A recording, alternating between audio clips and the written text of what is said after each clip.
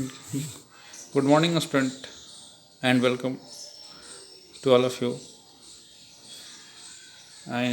I think that all of you are fine. Today I am going to teach the first chapter, matter in our surrounding. Matter in the chapter is matter is our surrounding. In this chapter, we have to mainly discuss about the matter. This universe mainly consists of two type of things. One is a matter, another is a energy. In this chapter, we have studied about the matter. Matter is anything that occupy and a space and has a mass. Matter ऐसा कुछ भी हो सकता है जिसके पास मास होता है और स्पेस घेर सकता है, जिसके पास वॉल्यूम होगा, वो सारी चीज़ मैटर होगा। और मैटर को हम फील कर सकते हैं, टच कर सकते हैं, ये मैटर होता है। जैसे मैटर ग्रुप में कुछ भी हो सकता है, जैसे wood, chalk, stone, wall, air, water, all of these are matters. Matter को कई क्लास में क्लासिफाई किया गया है। एंशिएंट टाइम में मैटर को 5 फॉर्म में, यानी ये कह सकते हैं कि मैटर 5 तत्व से मिलकर के बना होता था। पहला एयर, दूसरा अर्थ, तीसरा fire, fourth sky and water, 5 तत्व जिसे कहा जाता था। लेकिन मॉडर्न साइंस में मैटर को फिजिकल स्टेट के आधार पर 3 भागों में डिवाइड किया गया है: सॉलिड, लिक्विड एंड गैस। और केमिकल कंपोजिशन के आधार पर मैटर को 2 भागों में बांटा गया: pure substance and impure substance. Pure substance में एलिमेंट एंड कंपाउंड होगा, और इम्प्योर में मिक्सचर। मिक्सचर भी 2 तरह का होता है, होमोजीनियस एंड हेट्रोजीनियस, जिसको हम आगे बात करेंगे। अब आते हैं physical nature of matter. Matter is made up of a particle. कोई मैटर पार्टिकल का बना होता है, टाइनी पार्टिकल का बना होता है। A particle of matter is very tiny, यानी कि जो मैटर का जो पार्टिकल है बहुत ही टाइनी होता है। Particle of matter have a space between them, यानी कि जो मैटर के जो पार्टिकल है उसके बीच में स्पेस होता है। ठीक है, कम हो या ज़्यादा हो, हमेशा स्पेस रहेगा ही। Particle of matter are continuously moving. Matter का पार्टिकल लगातार मूव कर सकता है, एक जगह से दूसरे से जाता है। जैसे कोई गैस है, छोड़ देते हैं तो एटमॉस्फेयर में चला जाता है। लिक्विड के रूप में वाटर है, पानी गिर जाता है सरफेस पर, वो मूव करता है। सॉलिड में भी पार्टिकल अपने मेन पोजीशन से आगे पीछे मूव करता है। Particle of matter attract each other. जो मैटर का जो पार्टिकल है वो एक दूसरे को अट्रैक्ट करता है। अब इसे हम, ये 5 फिजिकल नेचर है मैटर का। अब इसे एक्टिविटी से हम समझ सकते हैं। Matter is made up of particle. अब करना क्या है इस एक्टिविटी में कि आप बीकर में पानी ले लें और उस पानी में क्या करें, थोड़ा सा सॉल्ट या वाटर ऐड कर दें और उसे छोड़ दें। वो डिसअपियर हो जाएगा, डिजॉल्व हो जाता है। अब वो दिखता नहीं है, लेकिन वो सॉल्यूशन बन चुका होता है।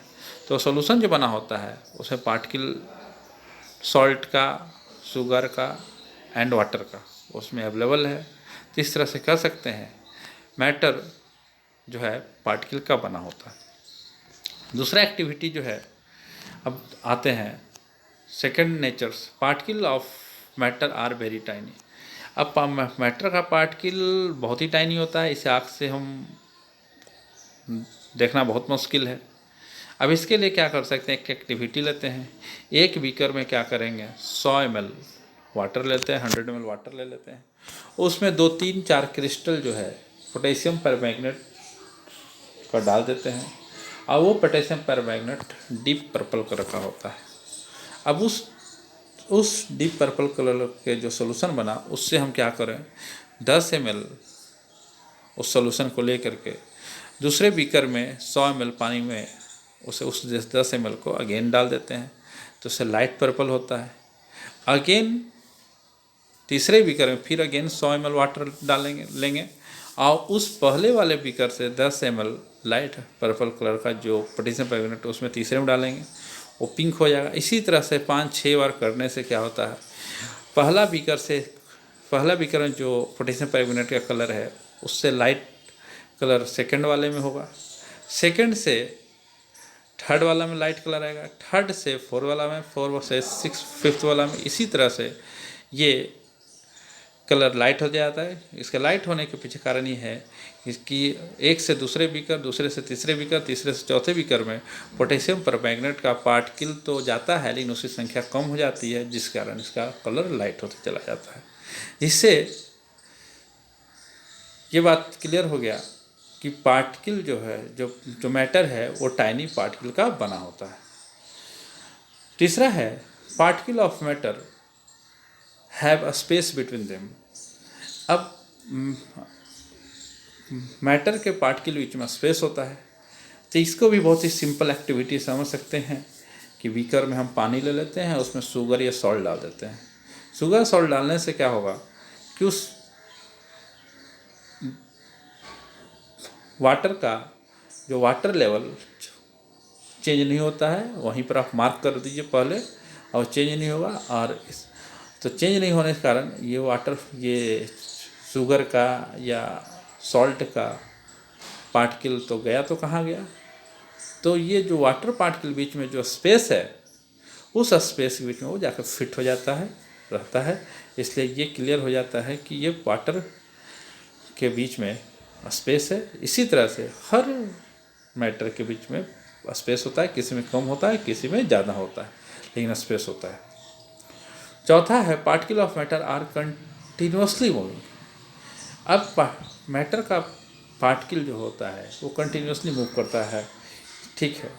जैसे गैस है, गैस को आप खोल दीजिए तो उड़ जाता है, फैल जाता है एटमॉस्फेयर में।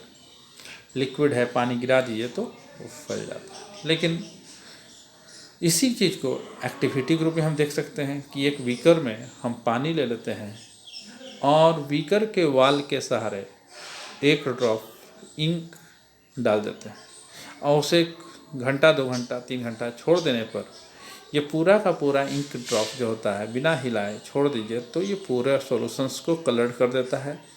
चाहे पिंक, चाहे वो रेड हो, चाहे ब्लू हो, कोई भी किसी कलर का आप इंक डालिए, जो बिना हिलाए। तो इससे क्या होता है कि पार्टिकल कंटिन्यूसली मूव करते रहता है, जिससे चारों तरफ वो फैल जाता है पूरे सॉल्यूशन में। नेक्स्ट है particle of matter attract each other. Matter का पार्टिकल एक दूसरे को क्या करता है, अट्रैक्ट करता है। इसका भी एक सिंपल एक्टिविटी है कि आप एक आयरन नेल ले लीजिए, एक पीस चॉक ले लीजिए और एक रबड़ ले लीजिए। अगर चॉक को हैमर से तोड़ते हैं तो आसानी से टूट जाता है, अलग अलग हो जाता है। लेकिन वहीं पर रबर बैंड है, रबर बैंड को अगर आप फैलाएंगे तो एक दूसरे को तरफ खींचेगा और आसानी से टूटेगा नहीं। तीसरा है उससे ज़्यादा डिफ़िकल्ट आयरन नेल को तोड़ना है, उसे मारने पर वो भी नहीं टूटता है। तो इस तरह से क्या होता है, पार्टिकल एक दूसरे को अट्रैक्ट किए रखता है, जिस कारण वो मजबूती से पकड़े रहता है। पार्टिकल जितना ज़्यादा अट्रैक्ट करेगा उतना ही ज़्यादा वो सब्सटेंस स्ट्रॉन्ग होता है। तो ये पार्टिकल, जो मैटर का पार्टिकल एक दूसरे को अट्रैक्ट करता है। नाउ अब आ जाते हैं state of matter. State of matter इस चैप्टर में हमें मेनली 3 स्टेट के बारे में पढ़ना होता है, solid, liquid and gas. Solid किसे कहेंगे? सॉलिड जो होता है, सॉलिड सब्सटेंस मैटर का एक स्टेट है जिसमें shape fixed and volume definite होता है।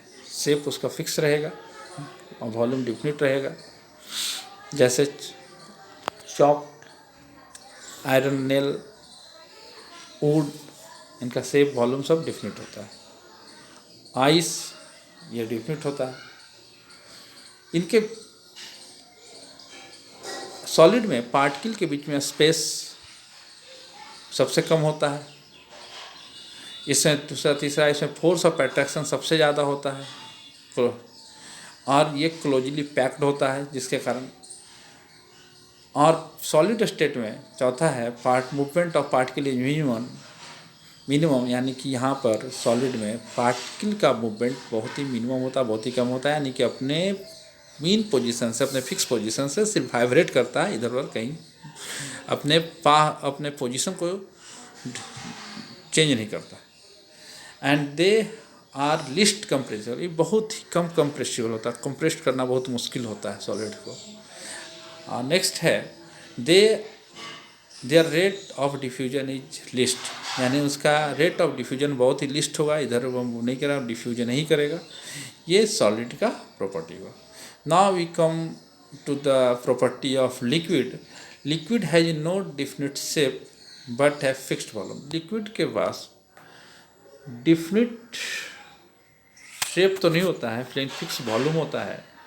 Liquid take the shape of container, यानी अगर हम 1 लीटर पानी लें तो पानी को चाहे कटोरा में रखें, चाहे गिलास में रखें, चाहे किसी दूसरे कंटेनर में रखें, वो 1 लीटर ही रहेगा, वो चेंज नहीं करेगा। हाँ, लेकिन अलग अलग जो कंटेनर रखने से जिस कंटेनर रखा जाएगा उसके शेप को गेन कर लेता है।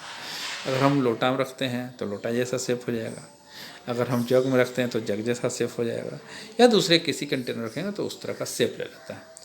और इसमें जो है पार्टिकल में, लिक्विड में पार्टिकल के बीच स्पेस सॉलिड से ज़्यादा होता है लेकिन गैस से कम होगा। फोर्स ऑफ अट्रैक्शन जो है सॉलिड से कम होगा लेकिन गैस से ज़्यादा होगा। इसमें पार्टिकल जो होता है सॉलिड से ज़्यादा और गैस से कम बीच का रहेगा। पाँचवा जो है दे आर लेस कंप्रेसिबल, ये सॉलिड से ज़्यादा कंप्रेसिबल होगा लेकिन गैस से कम कंप्रेसिबल होगा। और रेट ऑफ डिफ्यूजन जो होगा इसका सॉलिड से ज़्यादा होगा, यानी इसीलिए वाटर इवेपोरेट कर जाता है। Now we come to the property of gas. Gas जो होता है मैटर का वैसा स्टेट है जिसके पास ना कोई फिक्स्ड वॉल्यूम होता है, ना डिफिनिट शेप होता है, ना फिक्स्ड वॉल्यूम होता है, ना डिफिनिट शेप होता है। And gas occupy the whole space of container. Gas जो होता है पूरे स्पेस को कवर कर लेता है। ठीक है, जैसे हम एक अगरबत्ती जलाते हैं तो पूरे रूम में, पूरे घर में महकने लगता है, हर कोने में उसकी महक चला जाता है। जो पार्टिकल का बीच का जो स्पेस होता है गैस में वो सबसे ज़्यादा होता है, सॉलिड में सबसे कम, उससे ज़्यादा लिक्विड और सबसे ज़्यादा गैस में। उसके बाद the force of attraction between the particle is minimum. उसके बीच में चूँकि स्पेस ज़्यादा होने से क्या होता है, अट्रैक्शन सबसे कम होता है गैस में, सबसे ज़्यादा अट्रैक्शन सॉलिड में, उससे कम लिक्विड में और सबसे कम गैस में।